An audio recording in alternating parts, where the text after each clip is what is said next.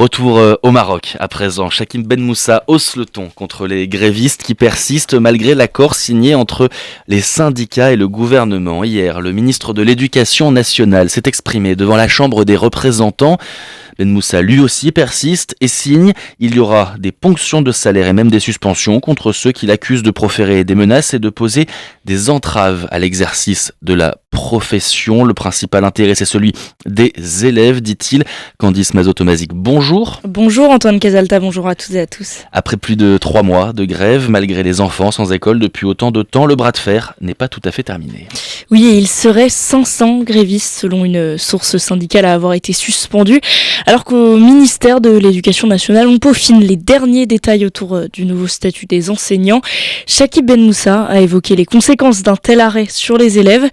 Objectif désormais, limiter la casse le plus possible pour reprendre un semblant de rythme scolaire. Écoutez-le hier soir pendant la séance de questions de la Chambre des représentants. Ce que je tiens à souligner, c'est que nous avons bien sûr prolongé l'année scolaire d'une semaine en tenant compte des dates des concours d'entrée dans les institutions et instituts supérieurs nationaux et internationaux. Alors pas sûr qu'une semaine soit suffisante pour rattraper 3 mois de grève, confesse Chakim Ben Moussa. La réduction mais aussi la consolidation de certains cours doivent aussi être discutées.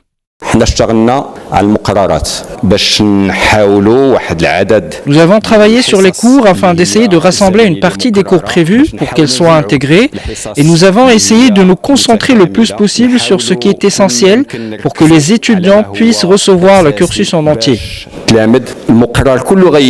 Et dans son appel à mettre fin au blocage, le ministre en a profité pour rappeler les avancées du dialogue initié avec les 5 syndicats les plus représentatifs du mouvement, comme la hausse des salaires mensuels en 2 tranches de 1500 dirhams net, ou encore l'intégration de tous les enseignants, en particulier des contractuels, dans le régime de la fonction publique.